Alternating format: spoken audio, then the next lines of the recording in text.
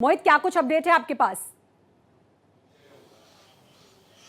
देखिए, मैं आपको साफ तौर पर बता दूं कि चाहे केंद्र सरकार की बात हो, राज्य सरकार की बात हो, दोनों तरफ से लगातार राहत और बचाव के काम जारी हैं। और आप इसी कड़ी में समझिए कि दिल्ली के अंदर भी लोग थोड़ा सा घबराए हुए हैं, क्योंकि दिल्ली में इसकी वजह यह है कि दिल्ली में कई सारे पहाड़ के लोग रहते हैं और पहाड़ के कई सा हम आप ये कह सकते हैं कि जो दिल्ली के मतदाता हैं, ऐसे लोग भी हैं जिनके रिश्तेदार भी वहां पर रहते हैं।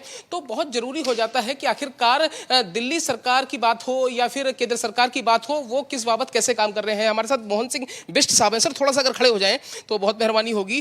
पहाड़ में रहने वाले लोग लगातार घबराए हुए हैं, और जो खासतौर पर दिल्ली में लोग रह रहे हैं, चाहे आप मंडावली की बात करिए, चाहे आप अपने इलाके की बात करिए, लगातार लोगों से उनकी ये अपील भी है कि उनके जो रिश्तेदार हैं अगर वो फंसे हुए तो राहत और बचाव के काम बहुत तेजी से हों। क्या संदेश देना चाहेंगे, क्योंकि आप खुद पहाड़ से आते हैं और पहाड़ के भी बड़े नेता रहे हैं और दिल्ली के अंदर भी बड़े नेता हैं?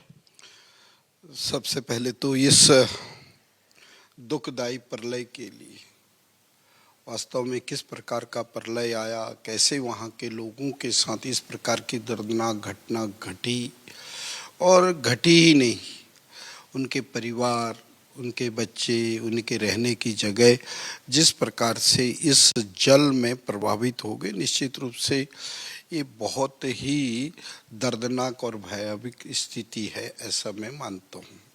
लेकिन मैं अपने पहाड़ के लोगों को, उत्तराखंड के लोगों को ये विश्वास दिलाना चाहता हूँ, केंद्र में मोदी जी की सरकार है और उत्तराखंड के अंदर भारतीय जनता पार्टी की सरकार है। निश्चित रूप से हर संभव उनकी मदद की जाएगी और जो भी उनको आवश्यकता होगी उसको पूरा किया जाएगा। यही नहीं, भले ही हम दिल्ली जैसे महानगरियों के अंदर रहते हैं, उनके साथ हमारी भावनाओं के साथ, उनके साथ हमारी आत्माएं जुड़ी हुई हैं।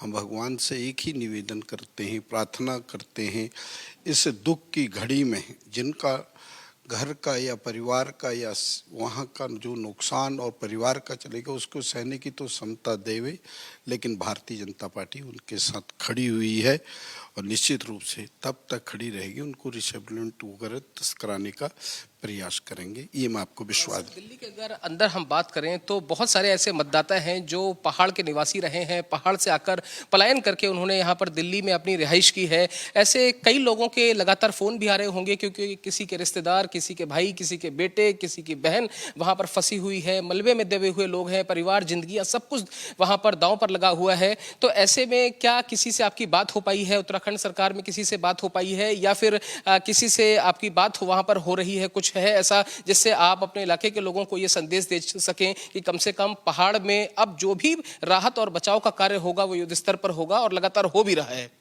ना, निश्चित रूप से मेरी पार्टी और मेरी पार्टी के हमारे प्रधानमंत्री जी और गृह मंत्री जी इसमें लगे हुए हैं। उन्होंने वहाँ के चीफ मिनिस्टर वगैरह सबसे इस प्रकार की बातें कही हैं, लोगों को कहा है कि पार्टी पूरी तरह से आपके साथ खड़ी है।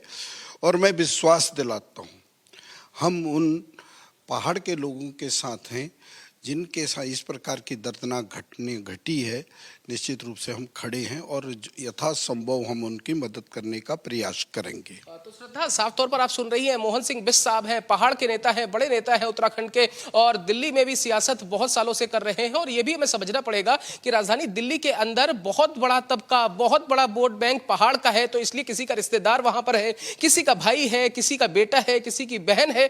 तो इसलिए दिल्ली सरकार में भी तमाम ऐसे विधायक हैं जो लगातार उनसे संपर्क में है और उनको यही आश्वासन दिया जा रहा है कि आप बिल्कुल भी परेशान मत होइए। और देखिए, बादल फटने की घटनाएं, चाहे चमोली की बात करें, चाहे आज की बात करें, चाहे इससे पहले हमने देखा कि लगातार उत्तराखंड में बड़े स्तर पर इस तरह, उत्तरकाशी में हम देखते हैं, तमाम जगहों पर इस तरीके की चीजें अक्सर होती रहती हैं। ये प्रकृति है, प्रकृति से कोई भी पार नहीं पा पाया है। लेकिन इतना जरूर है, अब राहत और बचाव कार्य युद्ध स्तर पर जारी है। अगर आपका भी कोई सवाल है तो आप ले सकती हैं, क्योंकि साफ तौर पर बिष्ट साहब ये कह रहे हैं कि दिल्ली सरकार लगातार उत्तराखंड सरकार से, केंद्र सरकार से, सभी लोगों से वहां पर टच में है। जानना चाहूंगी क्योंकि चैलेंजेस बहुत ज्यादा हैं अभी, और इन चैलेंजेस से कैसे निपटा जाएगा, क्योंकि अब अंधेरा हो जाएगा और अंधेरा होने के बाद वहां तो कुछ भी नहीं बचा, वहां सिर्फ कीचड़ है, इस समय मलबा है। अंधेरे में कैसे उस रेस्क्यू ऑपरेशन को किया जाएगा, ये बहुत बड़ा चैलेंज है।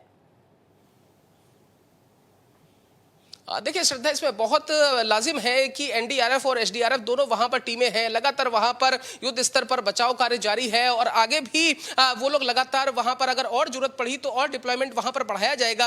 लेकिन आप समझिए कि वहां पर जैसे जैसे अंधेरा होगा वैसे वैसे वहां पर समस्या आएगी। बिल्कुल आप सही कह रही हैं, क्योंकि समझिए कि सेना की राहत बचाव कार्य की बात हो, एनडीआरएफ की टीमों की बात हो, एसडीआरएफ की टीमों की बात हो, वहां पर सबसे बड़ी बात जो है वो ये है कि वहां पर अंधेरा होने के साथ ही जो विद्युत आपूर्ति है वो भी पूरी तरीके से विद्युत व्यवस्था ठप हो गई है। मैं आपसे एक बार और एक सवाल लेना चाहूंगा। आप तो लगातार पहाड़ की सियासत को बहुत करीब से जानते आए हैं। इस तरीके की चीजें अक्सर जो वहां पर होती हैं, चाहे वो खनन की बात हो, दूसरी ऐसी बातें हो, आपको क्या लगता है इसके पीछे क्या ऐसी जिम्मेदारियां हो, वजह क्या हो सकती है? क्यों जी